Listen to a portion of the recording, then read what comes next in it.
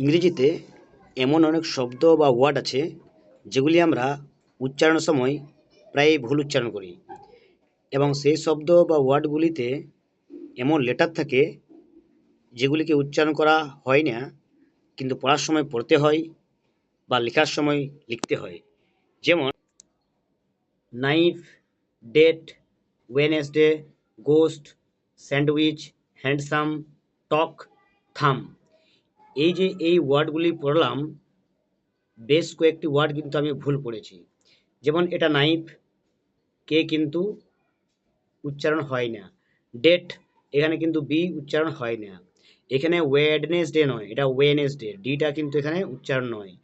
ঠিক তেমনি আমরা এটাকে ঘোস্ট পড়ি, কিন্তু ঘোস্ট নয়, এটা গোস্ট, এখানে এইচ কিন্তু উচ্চারণ হয়নি। এখানে আমরা স্যান্ডউইচ পড়ছি, কিন্তু স্যান্ডউইচ নয়, এটা হচ্ছে স্যান্ডউইচ। এটা আমরা হ্যান্ডসাম পড়ছি, কিন্তু এটা হ্যান্ডসাম নয়, এটা হচ্ছে হ্যান্ডসাম, ডিটা কিন্তু এখানে উচ্চারণ হয় না। ঠিক তেমনি টক, এল উচ্চারণ হয় না। থাম, এখানে বি উচ্চারণ হয় না।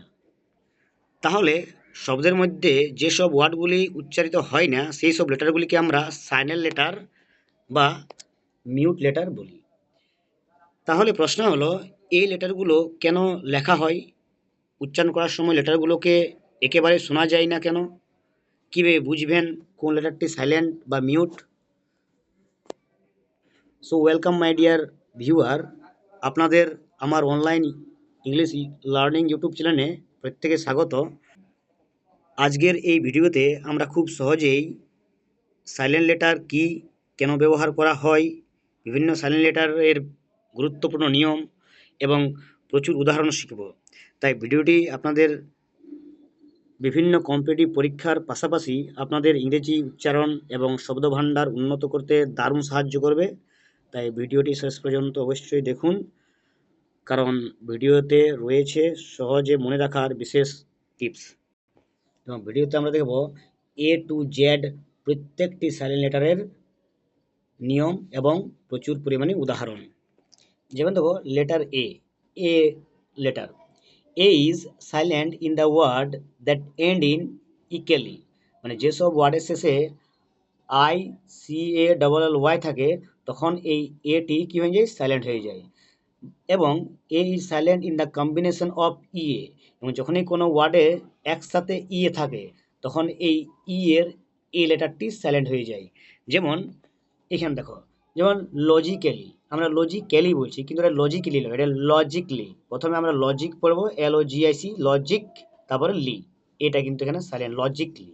এটা মিউজিক্যালি আমরা পড়ি, কিন্তু মিউজিক্যালি নয়, এটা মিউজিক্যালি, মিউজিক, এটা কিন্তু আমরা পড়িব না, musically, musically.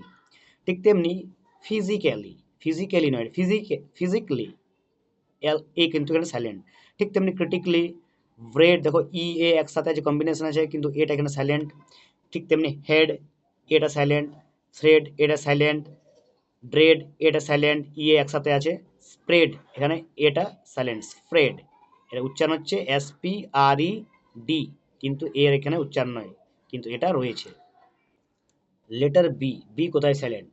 B silent after M and before T, before T, মানে মানে এম, এম এর পরে যদি বি থাকে তাহলে বি কিন্তু সাইলেন্ট, এবং টি, টি এর বিফোর অর্থাৎ টি এর পূর্বে যদি আমার বি থাকে তাহলে বি কিন্তু সাইলেন্ট, মানে এম বি হলে বি সাইলেন্ট আর বিটি হলে বি সাইলেন্ট। যেমন আমরা কতগুলো উদাহরণ দেখি। যেমন দেখি বম, এখানে কিন্তু B silent, bomb, BOM, bomb. Climb, climb, B কিন্তু বলবো না, ক্লাইম্ব, CLIM, ক্লাইম্ব। তারপর থাম, THUMB, থাম নয়, THUMB, বি কিন্তু সাইলেন্ট। ঠিক তেমনি প্লাম্বার, দেখো MB রয়েছে, মানে বি এখানে সাইলেন্ট। পাম্বার, পাম্বার। ঠিক ডাম, আচ্ছা DUMP, না অ্যাকচুয়ালি এটা ভুল আছে, DUMB হবে, ডাম, এখানে বি কিন্তু সাইলেন্ট, ডাম। ঠিক তেমনি ডেট, ডাউট, এখানে হচ্ছে সাটেল, SUBTLE, এখানে বি কিন্তু সাইলেন্ট, সাটেল, SUTLE, সাটেল। এখানে ডাউট, DOUBT, বি সাইলেন্ট। এখানে debt, DEBT, B silent. Letter C, C দেখে দেবো আমরা কোথায় কোথায় সাইলেন্ট হচ্ছে। C silent after S and before K and Q. কেমন? এখানে এসসি মানে কি, এসের পরে আফটার এসের পরে যদি সি থাকে তাহলে সি সাইলেন্ট, এবং কে এর পূর্বে যদি আমাদের সি থাকে তাহলে সি সাইলেন্ট, এবং কিউর পূর্বে এই যে কিউর পূর্বে যদি সি থাকে তাহলে আমরা সি সাইলেন্ট। কিছুগুলো উদাহরণ দেখে নিচ্ছি।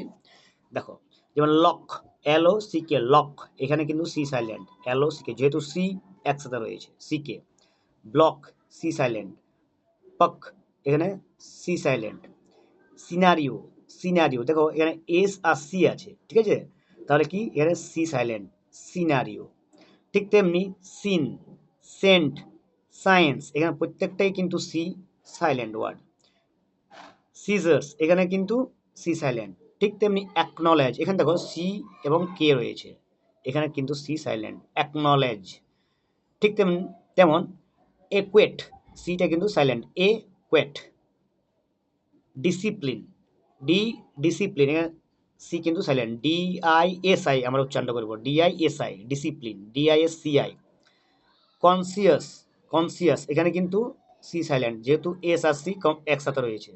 মাসল, মাসল, এখানে সি সাইলেন্ট। লেটার ডি, এরপর দেখবো আমরা ডি কোথায় কোথায় silent. D is silent before G, D is silent in some word before N, D is silent in some common word due to pronunciation changes, often silent in first speech।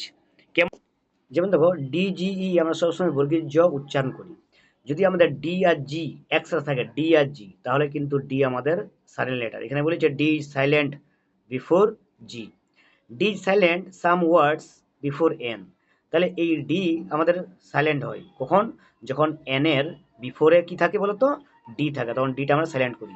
এবং কিছু কিছু common word রয়েছে, সেই common ওয়ার্ডের first স্পিচটা কিন্তু ডিটা silent থাকে। আমরা কিছুগুলো উদাহরণ দেখে নেব। যেমন দেখো এখানে আছে ব্যাজ, বিএডিজি, এখানে ডি কিন্তু সাইলেন্ট। হেজ, এইচইডিজি, এখানে ডি সাইলেন্ট। এজ, এখানে ডি সাইলেন্ট যেহেতু ডি আর জি রয়েছে। ঠিক তেমনি ব্রিজ, জাজ রয়েছে। এখানে দেখো ওয়েনেসডে, এখানে ওয়েনেসডে, এখানে কি আছে, ডি এন আছে, তাই এখানে ডিটা সাইলেন্ট। এইগুলা কিন্তু কমন ওয়ার্ড, কেমন, কারণ এখানে আছে হ্যান্ড এবং সাম, দুটা ওয়ার্ড, স্যান্ড এবং উইচ, হ্যান্ড এবং কারচিপ, এখানে আছে গ্র্যান্ড আর মা, তাহলে দুটি কমন ওয়ার্ডের শেষে যদি ডি থাকে তাহলে ডিটা আমরা সাইলেন্ট করি। যেমন handsome, D silent. Sandwich, D silent. Hand, hand kerchief, D কিন্তু silent, hand kerchief. Grandma নাই, গ্র্যান্ড মা, ডিটা কিন্তু সাইলেন্ট। আমরা নেক্সট ভিডিওতে বাকি লেটারগুলির সাইলেন্ট লেটারগুলি আলোচনা করব।